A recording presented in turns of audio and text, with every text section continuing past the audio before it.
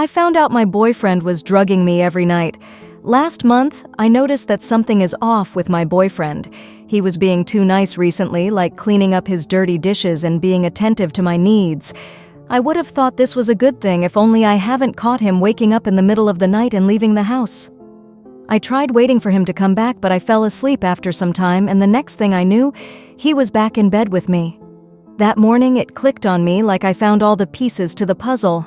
That's why he was acting so nice. And recently, I would admit that we haven't had some sex, and I thought he just wasn't in the mood. Now I know why. He was having an affair. I was furious and heartbroken. I told my best friend Natalie all about it, and she was as heartbroken as me. She kept asking if I was sure about it. I mean, what other explanation it could be? He'll be gone the whole night, and he'll be back in the morning. What did he do? Buy some milk? I said to her that I have a plan. I'm gonna wake up before he does and catch him red-handed. My best friend just nodded and said that was a good idea. That night, my boyfriend prepared a nice meal for me, something he hadn't before, and I was mildly surprised. I pretended not to know anything about his infidelity, so our conversation went normally. However, when we finally settled back in bed, I had fallen asleep almost instantaneously. My sleep was so good that I wasn't able to wake up at midnight. I was disappointed with myself. How could I have slept on it? What's weird was in the following nights, that kept happening to me. I couldn't wake up in the middle of the night. I also tried staying up all night, but at some point I would fall asleep. That is very unusual since I have been a night shift employee before, and I didn't have this kind of trouble of suddenly falling asleep. Sometimes I couldn't even remember what happened last night. My crazy brain thought maybe my BF was drugging me, putting something to make me sleep through the night. That's the only possible explanation I could think of. But then, I asked myself, how did he know about my plan? My heart sank as I realized the answer to my question. Natalie, my best friend. I couldn't believe it. Why would she betray me? Is she my BF's lover? At this point, I was intoxicated with anger. I skipped dinner and only drank water from tap. I made sure none of my BF's drugs would reach me. My boyfriend was even persistent that I should eat or at least drink some milk. To me, that was a confirmation that he was indeed drugging me. I was about to confront him about his infidelity right then and there, but I felt a blunt force hit me at the back of my head and I was out. When I came to, I was tied up in bed and my BF was watching me at the corner of our bedroom.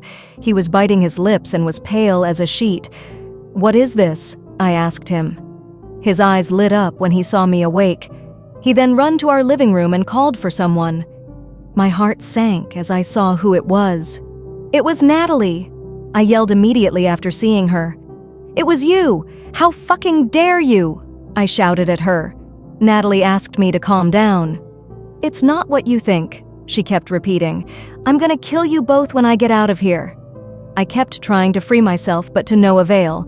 They used some of the thickest rope I've seen. "Babe, listen to me," my boyfriend said. "I'm not cheating on you, and certainly Natalie and I have no romantic relationship. I get out of bed every night because I need to stay safe." "Stay safe?" I asked. "Stay safe from what?" "From you," he answered quickly. "What?" "Jace, it's near 3. We should get out of here," Natalie whispered. My boyfriend then took out a paint bucket and painted my hands and legs with red paint. I squirmed and yelled as he did it in a hurry.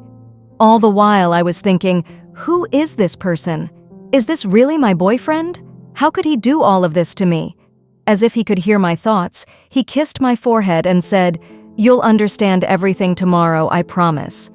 Before I could reply, he and Natalie ran away, and I was all alone in our bedroom. I kept screaming for help, but I knew it was pointless. My mind was racing as fast as my heartbeat.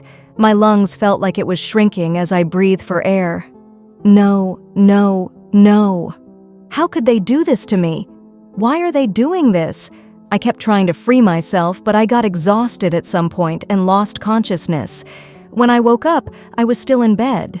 But I noticed that the ropes that bound me last night were now roughly severed and my wrist burned like hell. As I looked around the room, I understood Jace. The floor, the walls, and the ceiling as well were full of red handprints. My handprints. Edit, follow, and like for part 2.